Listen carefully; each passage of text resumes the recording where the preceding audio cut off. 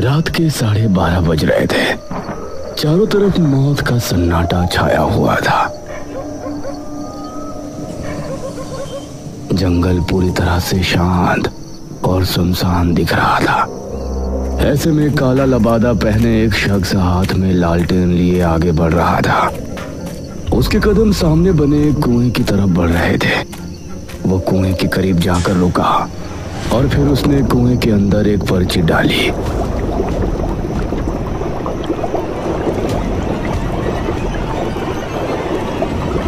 उसने जलता हुआ लालटेन भी कुएं में फेंक दिया और उसके बाद तेज कदमों के साथ वहां से ऐसे भाग निकला जैसे कि अचानक कोई बड़ा खतरा वहां आ पहुंचा हो।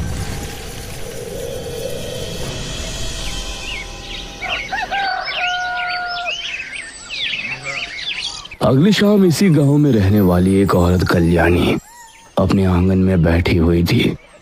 उसकी बहू आंगन में झाड़ू लगा रही थी। अरे ओ सुस्त मुर्गी, कब तक तू उसी कोने में लगी रहेगी?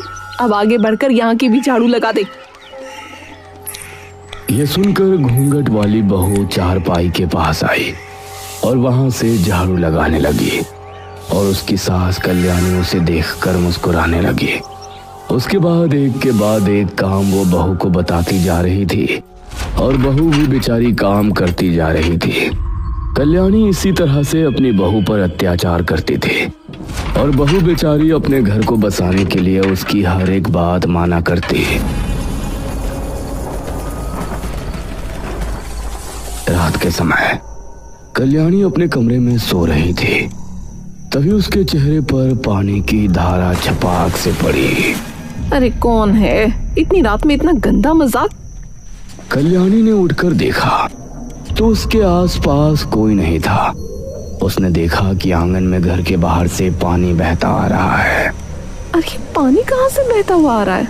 ऐसे तो पूरे बरामदे में कीचड़ हो जाएगी। पानी कहाँ से आ रहा है ये देखने के लिए वो घर से निकली और पानी की लहर जिस तरफ से आ रही थी उसके साथ साथ आगे बढ़ गई। उसने कुछ कदम चलने पर ही देख लिया कि पानी की लहर जंगल की तरफ से आ रही है। तो ना जाने क्यों वो डर गई। हे भगवान! ना जाने उसे किस बात का डर हुआ। वो भागने के लिए घर की तरफ मुड़ी, लेकिन तभी किसी अदृश्य शक्ति ने उसका पैर खींचा। कोई मुझे बचाओ! कल्याणी कुएं पर पहुंची और पूरी तरह से कुएं के अंदर समा गई। उसकी चीख जंगल में गूंजी और चारों तरफ सन्नाटा छा गया। मेरा नाम रोहन है। मैं मेरे परिवार के साथ चांदीपुर गांव में रहता था। हमारा गांव बहुत ही सुंदर था।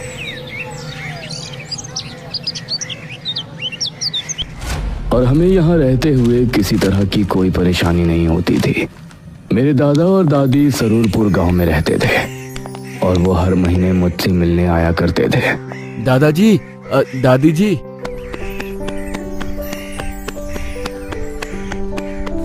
उनको देखते ही मैं उनसे जाकर लिपट गया। अरे हमारा रोहन, कैसे हो बेटा? मैं तो अच्छा हूँ दादा दादी, आप दोनों कैसे हो? जीता रहे बेटा, हम भी ठीक हैं।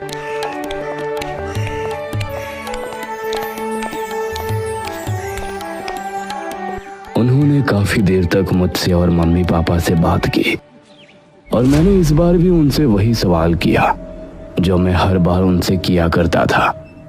दादाजी, मैं आपसे हर बार आपके गांव चलने की बात करता हूँ, लेकिन आप मुझे लेकर नहीं जाते हैं। लेकिन आज आपका कोई बहाना नहीं चलेगा। ये सुनकर दादा और दादी दोनों के चेहरे पर गंभीरता के भाव नजर आए और दादा बोले, ठीक है रोहन बेटा, इस बार तो नहीं, लेकिन अगली बार जब हम तुमसे मिलने आएंगे तो तुमको अपने गांव लेकर चलेंगे। दादाजी, अब फिर से? अरे रोहन बेटा, परेशान मत हो। अगर दादाजी आपको लेने नहीं आए तो मैं और तुम्हारे पापा हम तुमको दादाजी के गांव लेकर चलेंगे।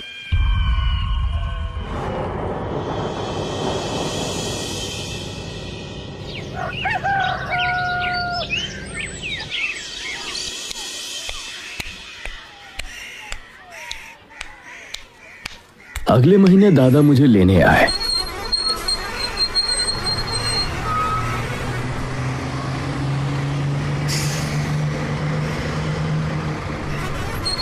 और मैं उनके साथ उनके गांव सरूरपुर आ गया। उनका गांव भी बहुत सुंदर था। पूरे दिन उन्होंने मुझे घुमाया फिराया।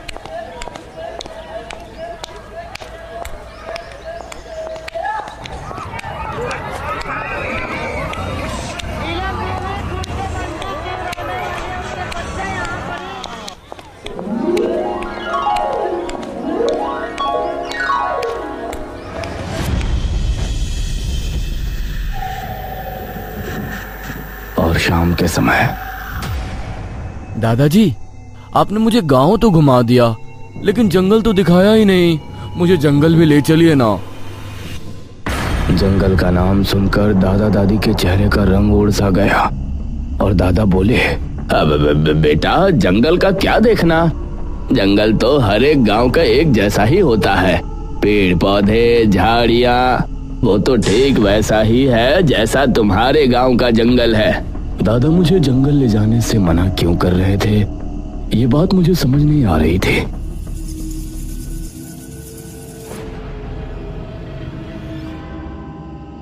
रात होने पर हम सभी आंगन में खाट बिछाए सो रहे थे।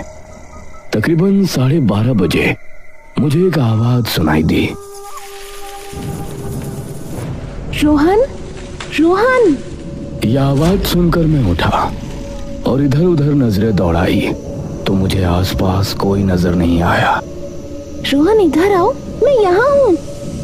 मैं खाट से उठा और दादा को जगाने ही वाला था कि तभी, रोहन, अगर तुमने किसी को भी जगाया तो मैं चली जाऊंगी। तुमको जंगल घूमना था ना, मैं तुमको जंगल घुमाऊंगी। ये सुनकर मेरे चेहरे पर खुशी छलक आई।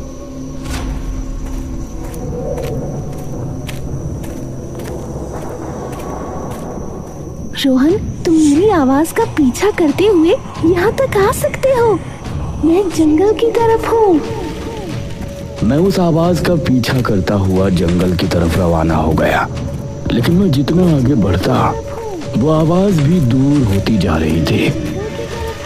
आओ रोहन, तुम मेरे बहुत करीब हो। मैं जंगल के बेहद करीब था। तभी किसी ने मेरे कंधे पर पीछे से हाथ रखा। रोहन, यहाँ क्या कर रहे हो? दादाजी, वो मैं। चलो घर चलो, इतनी रात में यहाँ घूम रहे हो, तुमको डर नहीं लगता? दादाजी फिर से मुझे घर ले गए।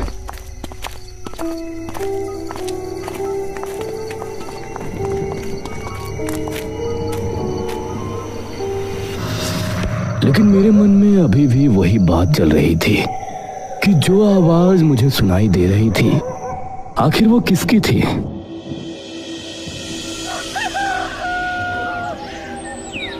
अगले दिन शाम होने पर मैंने एक चाल चली। दादाजी, मैं खेलने के लिए गांव के मैदान में जा रहा हूँ। अरे बेटा, थोड़ी देर रुको, मैं भी तुम्हारे साथ चलता हूँ। दादाजी, आप मुझे मैदान में तो जाने दीजिए। मैं बहुत बोर हो रहा हूँ। मैं बच्चों के साथ खेलना चाहता हूँ। आपको जब आना हो तब आ जाना। मैं मैदान का बहाना करके वहां से निकला।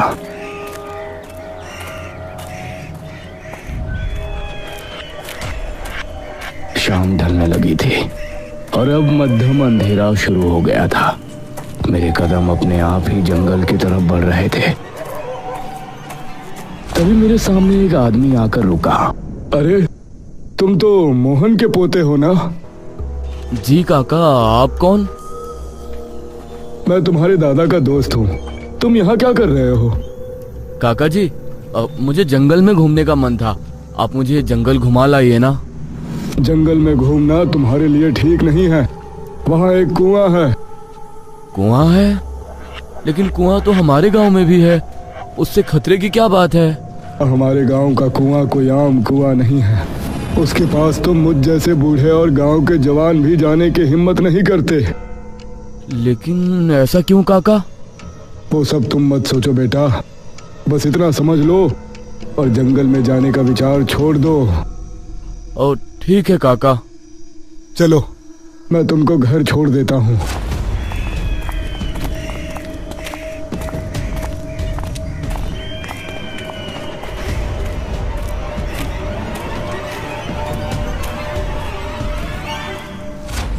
उस रात सबके सोने के बाद मुझे फिर से वो आवाज सुनाई दी।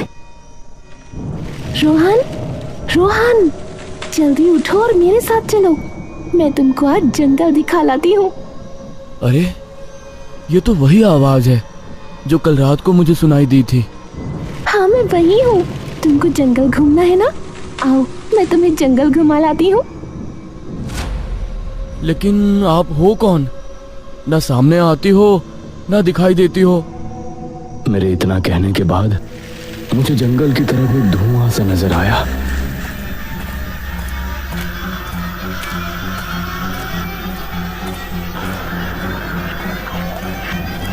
कुछ कदम बढ़ाने के बाद मुझे धुएं के अंदर एक धुंधला अक्स नजर आ रहा था, जिससे समझ आ रहा था कि वो कोई औरत है जिसने काली साड़ी पहनी हुई है। रोहन, तुमको पहले भी समझाया गया है ना कि जंगल की तरफ जाना ठीक नहीं है। एक बार फिर से दादाजी को सामने देखकर मैं डर गया। दादाजी मैं तो बस कुछ नहीं, चलो अभी के अभी घर चलो। दादाजी फिर से मुझे घर ले आए।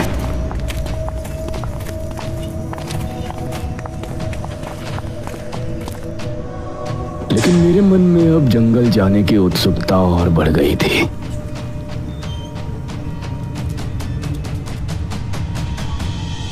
दादाजी के घर के पास ही एक वैद्य जी रहते थे। सुबह सुबह एक गुहार से हम सभी की आंखें खुल गई। वैद्य जी मेरे पति को बचा लीजिए, वरना मैं भी मर जाऊंगी।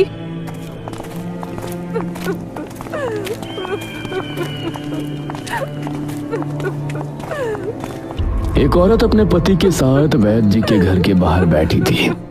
उसका पति जमीन पर पड़ा था और उसकी हालत बहुत खराब थी। अरे क्या हुआ इसको? इनको खून की उल्टियां हो रही हैं वैद्य जी, कल से कई हो चुकी हैं। इसे जल्दी अंदर लेकर जाओ। मेरे दादा और गांव के एक आदमी ने आगे बढ़कर उसके पति को सहारा दिया और उसे वैद्य जी के घर के अंदर ले गए। मैं भी उनके पीछे घर के अंदर पहुंच गया। ये इसके साथ कब से हो रहा है? वैद्य जी कल सुबह से ही इनके साथ ये हो रहा है, जब से अब तक न जाने कितनी उल्टियां कर चुके हैं।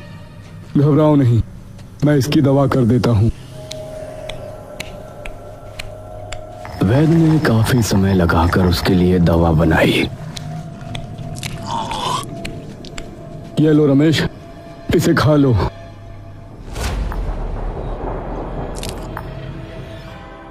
दवा खाने के बाद कुछ देर बाद ही रमेश अपने पैरों पर आ गया और उसकी चीख पुकारें खत्म हो गईं। शुक्रिया वैद्य जी। इसे मिर्ची वाला कोई भी खाना मत देना। इसको सिर्फ और सिर्फ खिचड़ी खिलानी है और ये पुड़िया दिन में 4 बार इसको जरूर देना। जी वैद्य जी। चंद्रावती अपने पति रमेश को लेकर अपने घर चली गई।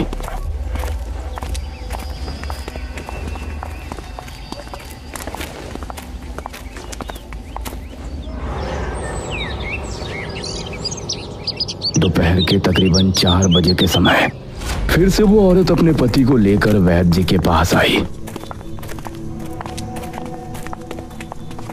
देखिए ना वैद्य जी, इनको फिर से उल्टियां आई हैं। ये कैसे हो सकता है? जो दवा मैंने बनाकर दी है वो तो सबसे ज्यादा कारगर है। ऐसा नहीं हो सकता। तुमने इसे दवाई दी थी कि नहीं? रमेश जमीन पर गिरकर तड़पने लगा और उसकी आंखें लाल लाल चमक उठी।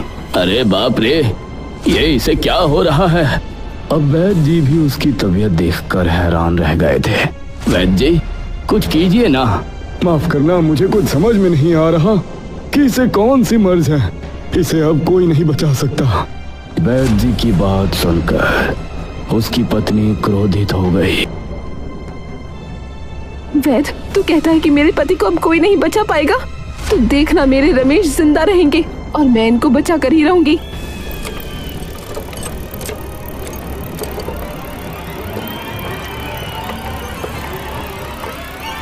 उस रात मैंने पक्का इरादा किया कि आज जंगल जाऊंगा और उस कुएं पर भी होकर आऊंगा। मैं मौका देखकर रात को 12 बजे के समय आखिरकार घर से निकल ही गया। लेकिन बड़े ताज्जुब की बात थी कि आज मुझे कोई आवाज सुनाई नहीं दे रही थी। मैं धीमे कदमों के साथ जंगल की तरफ बढ़ रहा था। दिल में डर के साथ साथ एक एक्साइटमेंट भी थी कि आज मैं उस कुएं को देखने वाला हूँ, जिसके बारे में इतने दिनों से कुछ न कुछ अजीब सुनता हुआ आ रहा हूँ। मैं जंगल पहुंचने ही वाला था, तभी मैंने एक दृश्य देखा। काला लबादा पहने हुए, हाथ में लालटेन लिए कोई औरत जंगल की तरफ जा रही है। अरे, ये तो वही आवाज है जो कल रात को मुझे सुनाई दी थी। लेकिन आप हो कौन? ना सामने आती हो ना दिखाई देती हो। आप सामने तो आइए। दादाजी, मैं तो बस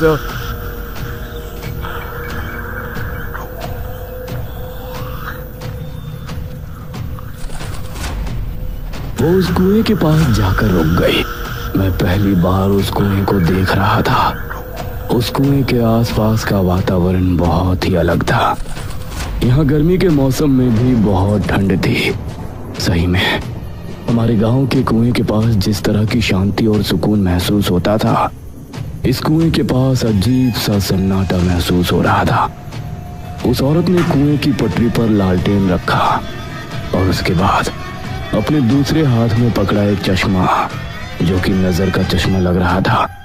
उस चश्मे को उसने कुएं में फेंक दिया। बाद उसने लालटेन भी कुएं में फेंक दिया और फिर तेज रफ्तार के साथ वहां से भाग निकली।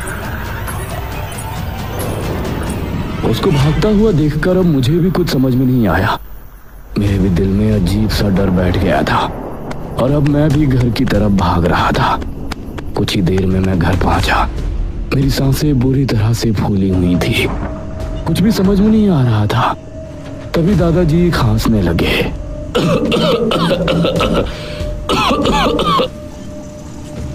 उनके उठने से पहले ही मैं खाट पर लेट गया और फिर अपनी आंखें बंद कर लीं। अगली सुबह हमारे उठने के फौरन बाद ही गांव के मुखिया दादाजी के पास आए। मुखिया जी, आप? हाँ महेश बाबू, सुना है कि रमेश ने कल से खाना पीना बोलना सब छोड़ दिया था। हो सकता है आज वो अंतिम सांस ग्रहण करे, इसलिए पहले ही उसके घर अफसोस करने जा रहे हैं। आप भी साथ चलिए। हाँ हाँ मुखिया जी, मैं भी आ रहा हूँ। अब दादाजी और गांव के कुछ लोग मुखिया जी के साथ चल दिए और मैं भी उनके पीछे हो लिया।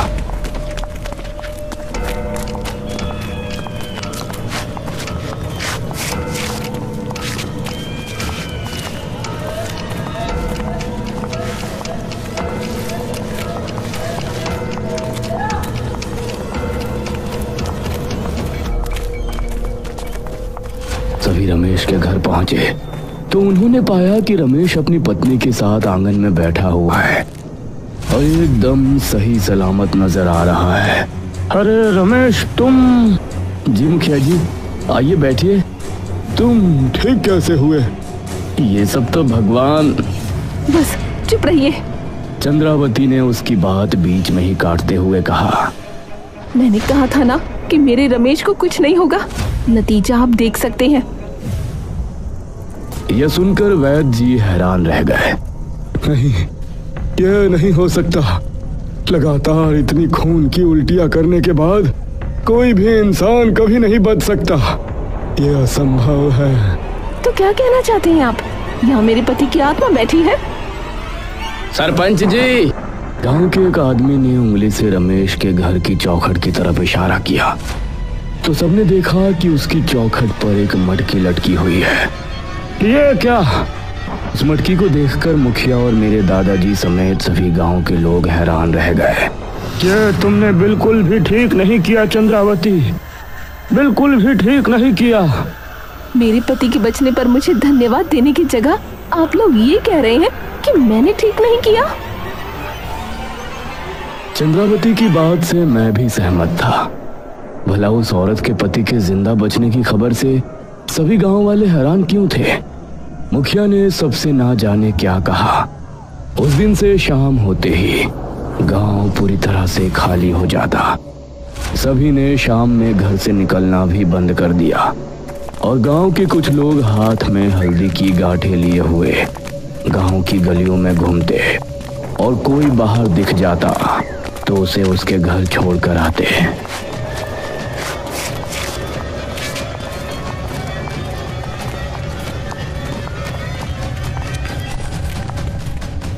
दादाजी, चंद्रावती के पति के ठीक हो जाते ही गांव का माहौल अजीब क्यों हो गया? क्यों लोग इस तरह से डरकर घरों में रहने लगे हैं? मुझे कुछ समझ में नहीं आ रहा। बेटा रोहन, तुम मुझसे वादा करो कि तुम इस बारे में कोई सवाल नहीं करोगे। तुम कभी भी जंगल में जाने की सोचोगे भी नहीं। जी दादाजी। मैंने दादाजी की हाँ में हाँ मिला दी, लेकिन अब मेरे मन में कई सवाल उठ रहे थे। कुएं के साथ साथ अब मुझे ये भी जानना था कि वो औरत कौन थी और इस तरह गांव के लोग चंद्रावती को किस बात का दोषी मान रहे थे। रोहन, रोहन, मेरे पास आओ, मैं आज तुमको जंगल घुमा लाती हूँ। रोहन, रोहन, मेरे पास आओ, मैं आज